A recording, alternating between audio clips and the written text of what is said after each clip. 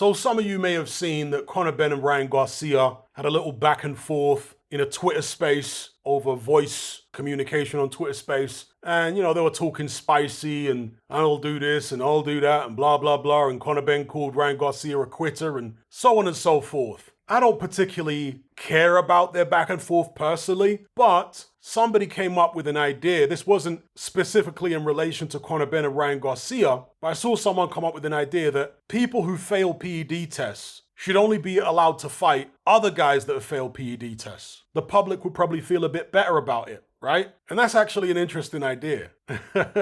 And since Conor Benn and Ryan Garcia are going at each other and they still haven't proven their innocence, neither of them have, could they organize a fight with each other?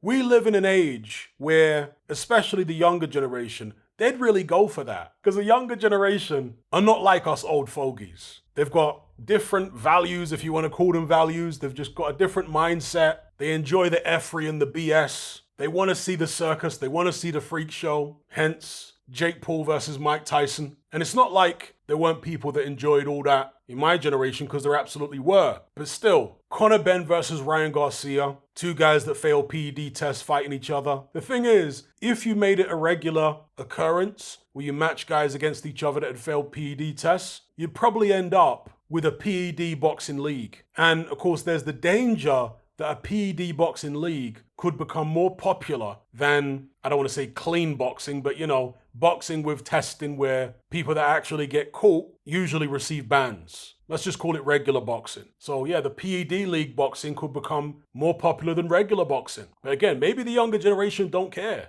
Maybe they want to see just the most roided up athletes possible, like super soldiers. Of course, there are going to be people in the comments saying, we've already got that. It's just not official. Well, again, if they made it official, PED league, it would be a level playing field, right? A separate thing from mainstream boxing. But again, wouldn't all the fighters go to the PED league? Let me know how you guys feel about all that in the comment section below, and the possibility of Conor Benn versus Ryan Garcia. I think Ryan Garcia would light Conor Benn up like a Christmas tree. Maybe I'm wrong. Conor Benn, again, did call Ryan Garcia a quitter, and that's what happened in the Tank Davis fight. Don't get that twisted. He quit. It's kind of funny because in that Twitter space exchange, there was somebody's voice. I don't know who it was, whether it was Ryan Garcia or one of his friends or whoever was in the Twitter space. Is that what they call it? A Twitter space? Where they have a voice chat thing going on? Anyway, there was somebody who said, they're built different over here, Conor. Built a bit different over here. And this is the old belief in America that British fighters are softer than American fighters. And that might have been true once upon a time, but I don't know whether these American boxing fans have been paying attention, particularly to the heavyweight division for the past 20 years. Past 30 years. I mean, Lennox Lewis, anyone? Since then, there's been Anthony Joshua and Tyson Fury. What happened when they fought Americans? Andy Ruiz notwithstanding, obviously he lost to AJ in the rematch. Look what Tyson Fury did to Deontay Wilder. Look what Daniel Dubois just did to Jarrell Miller. So, I don't know where these guys, or why these guys, should I say, are still living in the past. See, Jarrell Miller still believed all that stuff, and he was saying a few months ago, I want to fight a Brit, I want to fight a Brit, as if the Brits were all food. Be careful what you ask for. Now, obviously, in every country, there are good fighters, average fighters, and poor fighters. Conor Benn is not a top-level fighter. He hasn't proven it, at least. Ryan Garcia has proven himself to be at a higher level than Conor Benn. Prime Kell Brook versus Ryan Garcia, that would have been a fight. That would have been something where I would say, wow, okay, maybe Brook would take Ryan Garcia out. The way he handled Sean Porter when he won his title. Ryan Garcia's not tough like Errol Spence, Anyway, let me know what you guys think about all this in the comments.